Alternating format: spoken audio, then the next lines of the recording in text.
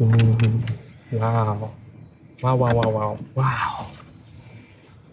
That's the really good stuff. The best shit, 1984. 1984. Yeah, Wow. 4 units high.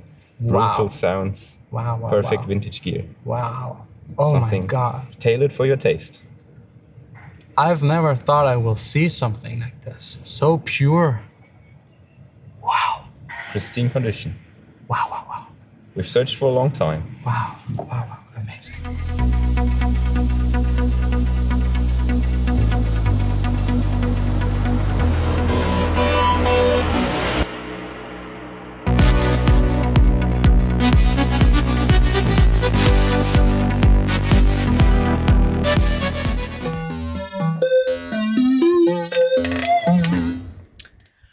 Yes, another synthesizer. I know what you're thinking, isn't it enough? It's a very rare, very old synthesizer that is extremely special, and I didn't know it existed. Like half a year ago, I didn't even know what it was.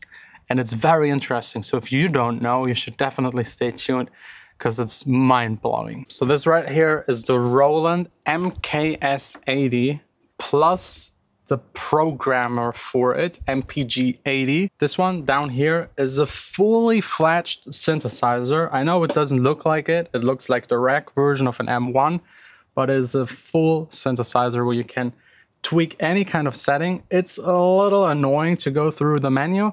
That's why Roland made the programmer for it, where you can control every single little setting. They also call it the Super Jupiter, which is 100% true.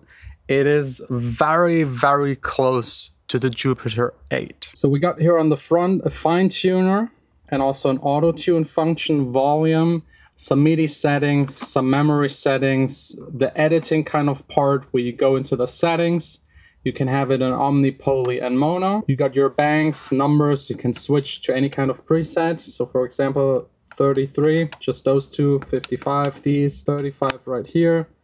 Very simple. We got a memory card slot for more memory space. And that's basically already it. Everything else is inside. It's a big rack unit. It's heavy.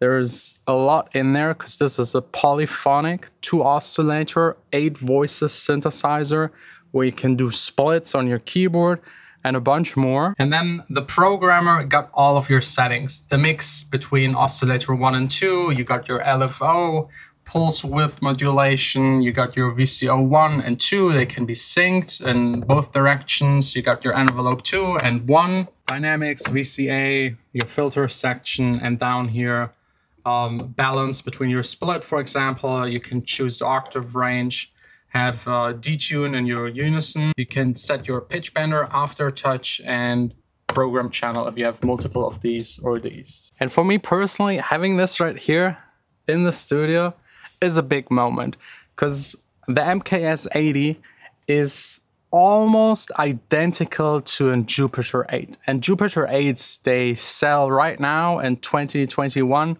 for 20,000 euros and upwards. A good condition Jupiter 8 might run you 22 to 26, especially if it has MIDI built in. Back then, they didn't have MIDI. This right here has MIDI from the factory. It's one of the very first units to actually have MIDI, and it is the top of the line of the range of the Roland synthesizers back in the days that were polyphonic and still 100% fully analog. It's like, of this entire area by Roland, this was like the top tier thing. It came out after the Jupiter 8 and I think also after the Jupiter 6, and it has parts of both of them. It's kind of an updated Jupiter 8. Some might argue a Jupiter 8 sounds better. Some say it's slightly different. I've seen test videos and listened to both. It's the same. It's the same thing. The components are basically the same. It's just like a rack version, an updated rack version of a Jupiter 8. And there are two reasons for me having it here in the studio. I'll share them. One of them is a smart decision, the other not that much. But first, let's maybe listen to a little. I already listened to it. It's good. I'm right now controlling it. Since it doesn't have a keyboard, I'm controlling it with the Moog. That's a weird setting. And yes, it's playing an ARP. It doesn't come with an ARP. The ARP is coming from Logic right here. Logic has like an ARP. The arpeggiator MIDI effect plugin is now transferring like the MIDI from here to the computer, makes an ARP out of it, sends it to the MKS80, Super Jupiter. I like the name Super Jupiter.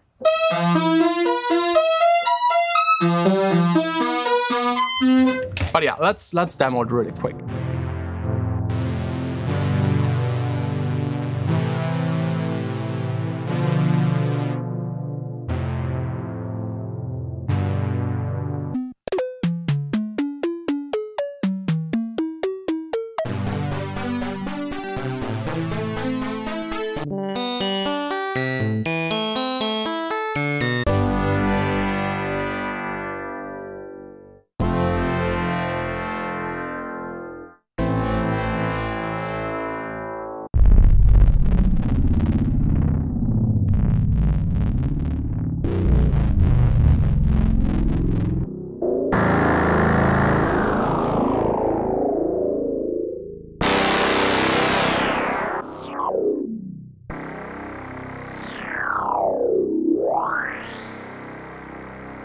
I'm in love.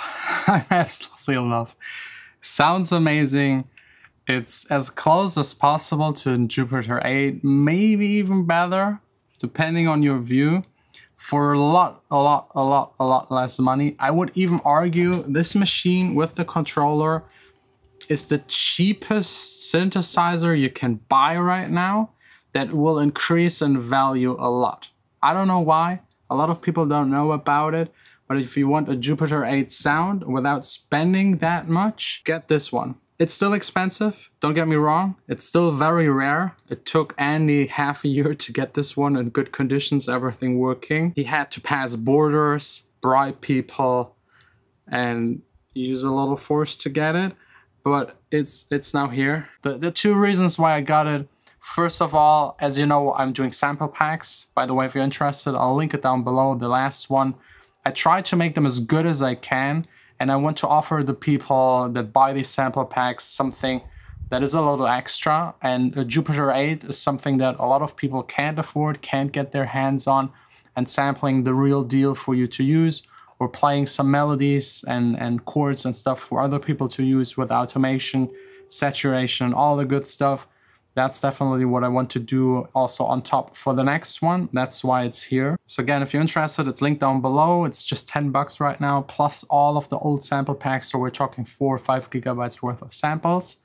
And the second reason, it's an investment.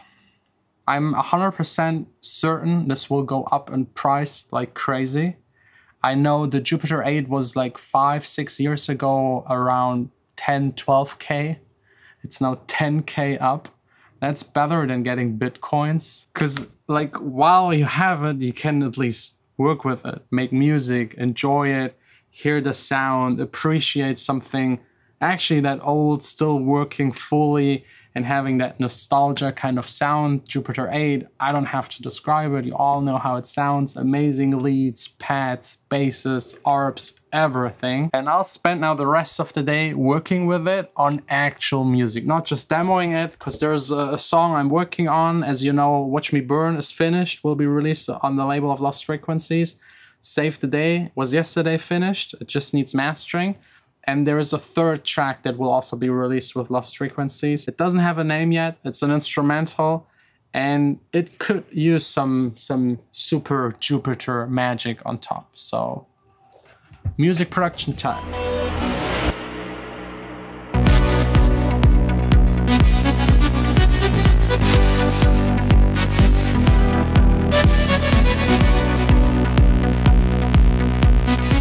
What a fun session. The song, again, it doesn't really have a name, but I'll play you a little in the outro.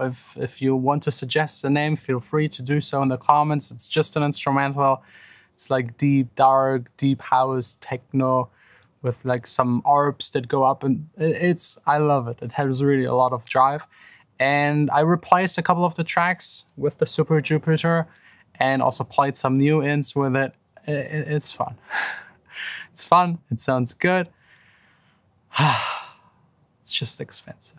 But still, like way, way, way, way cheaper than getting the Jupiter 8. And it's kind of a Jupiter 8 and 6 and 1. So if you think about buying a synthesizer and you want that Jupiter 8 sound, don't spend as much and have a synthesizer that will be definitely going up in price, 100%. I'm sure you can sell this for twice as much in 10, 15 years. Go get it. Try and get one. It wasn't easy. If Andy the gear guy has to work half a year to get gear, he's like the best one getting gear, then it's really something hard to get.